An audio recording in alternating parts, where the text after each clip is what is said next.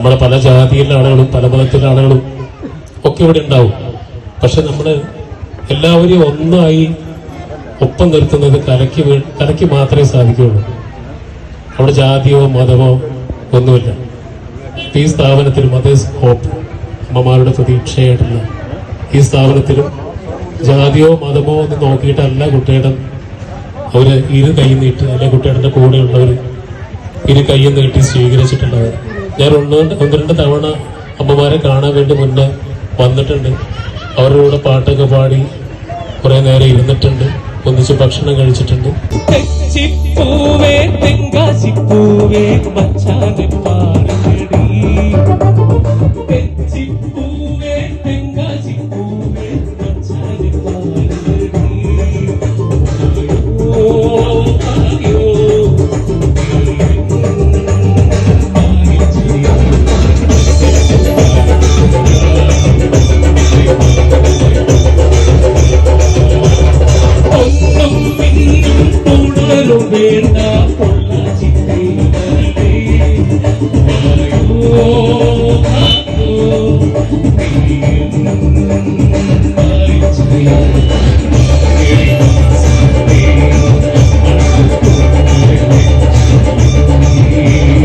മക്കളാൽ ഉപേക്ഷിക്കപ്പെട്ട അമ്മമാരാണ് ഇപ്പോൾ ഇന്നിവിടെ ഉള്ളത്.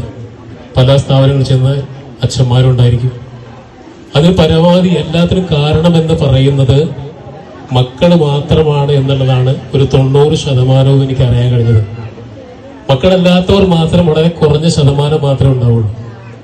നമ്മളെ ചെറുപ്പം മുതലേ നമ്മളെടുത്ത് വളർത്തി നമ്മുടെ ചെറിയ ചൊല്ലുണ്ട്, നിലത്ത് വെച്ചാൽ ഉറുമ്പായിരിക്കും, തലയിൽ വെച്ചാൽ പേനരിക്കും എന്നൊക്കെ പറഞ്ഞ് വളർത്തി ഉണ്ടാക്കിയിട്ട് ഒരു സമയം കഴിയുമ്പോൾ അവർക്ക് നമ്മൾ ഈ തന്ത വൈബ് തള്ള വൈബ് എന്നൊക്കെ ഇപ്പൊ പുതിയ വാക്ക് കേട്ടില്ലേ, അവർ പറയുന്നതൊന്നും അക്സെപ്റ്റ് ചെയ്യാൻ പറ്റാത്തൊരവസ്ഥ, മാതാപിതാക്കളുടെ ശബ്ദമൊക്കെ അരോചകമാകുന്ന ഒരവസ്ഥ, അവര് നമുക്ക് ഒരു നികൃഷ്ട ജീവികളാകുന്ന ഒരവസ്ഥ, അത് ഉണ്ടാവുന്നത് കൊണ്ടാണ് ഇതുപോലത്തെ വൃദ്ധസദനങ്ങൾ ഇവിടെ ഉണ്ടാവുന്നത്.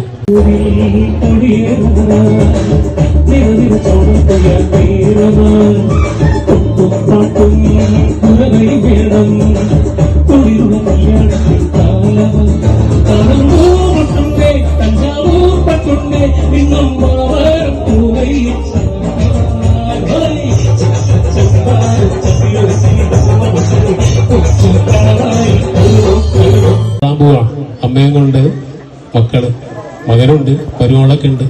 ഗുരുവായൂരിന്റെ പടിക്കലെത്തി അമ്മയെ ഒരു സൈഡിലൂടെ ഇരുത്തിയിട്ട് പറയും, അമ്മ ഞങ്ങളൊന്ന് വഴിപാട് എഴുതിച്ചിട്ട് ഇപ്പൊ വരാം എന്ന് പറഞ്ഞിട്ട് അവർ പോവാം. കുറെ നേരം ഇരുന്നു. 1 മണിക്കൂർ കഴിഞ്ഞു, കാണാനില്ല.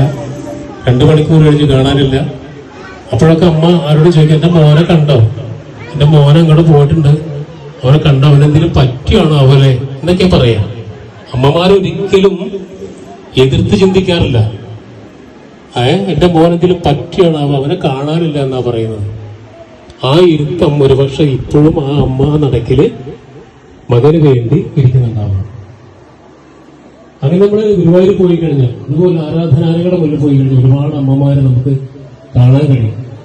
അവരാണ് ശരിക്കും അനാഥർ എന്ന് പറയുന്നത്. അവർക്ക് ആരുമില്ല. പക്ഷെ ഇവിടെയും വരുന്ന അമ്മമാരും ഇത് അനാഥരല്ല. ഇവിടെ നമ്മളെപ്പോലെ ഒരുപാട് മക്കള് അവർക്ക് സാന്ത്വനമായിട്ടും സന്തോഷമായിട്ട് കൂടെയുണ്ട്. വിജയശേഖരനെ പോലത്തെ കുട്ടികളുടെ കൂടെ നമ്മളുണ്ട്. അമ്മമാർക്ക് ഒരിക്കലും ഇവിടെ ഒരു സങ്കടപ്പെടേണ്ടി വന്നിട്ടില്ല. ഇത്ര സന്തോഷം അവർക്ക് അവരുടെ വീട്ടിൽ കിട്ടുമോ എന്ന് നമുക്കറിയില്ല. എന്ന് വെച്ച് ഇതുപോലെ സദനങ്ങൾ ഉണ്ടാവണമെന്നുമല്ല പറയുന്നത്. നമുക്ക് നമ്മുടെ മക്കളെ സ്നേഹിക്കാനല്ലേ പറ്റുള്ളൂ. അവർ തിരിച്ച് സ്നേഹം തരും എന്നൊന്നും പ്രതീക്ഷിക്കാൻ പറ്റില്ല. പക്ഷെ അവരെ അതിനുവേണ്ടി പ്രാപ്തരാക്കേണ്ടത് നമ്മുടെ കൂടെ കടമയാണ്. നമ്മുടെ കൂടി അതിന്റെ ഭാഗമാണ്. നമുക്ക് കൂടി ഒരു ഭാഗമുണ്ട്. മക്കളെ കെട്ടിപ്പിടിച്ച് മുമ്പ് കൊടുത്തോണ്ട് ഒന്നും സംഭവിക്കാൻ പോകണല്ല ദിവസവും. അപ്പോഴേ തിരിച്ചു വിട്ടു, അങ്ങോട്ട് കൊടുത്താലേ ഇങ്ങോട്ട് ഇട്ടുള്ളൂ. ഇന്നും കൂടെ മനസ്സിലാക്കുക.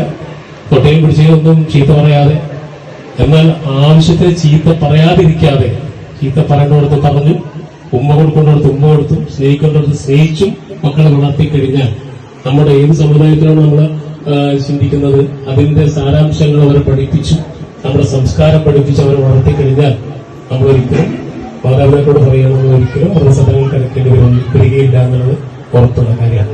കൊല്ല കണ്ട് ഇല്ല കണ്ട് ആലപ്പുഴയും കണ്ടേ അമ്പലപ്പുഴ വേലയും കണ്ടേ കേട്ടനോ പ്രിയ കൂട്ടരെ അവൾ കുഞ്ഞി പറഞ്ഞ കഥ അവൾ കുഞ്ഞി കൊച്ചി പറഞ്ഞ കഥ കേട്ടനോ പ്രിയ കൂട്ടരെ അവൾ കൊഞ്ചി പറഞ്ഞ കഥ അവൾ കൊഞ്ചി കൊഞ്ചി പറഞ്ഞ കഥ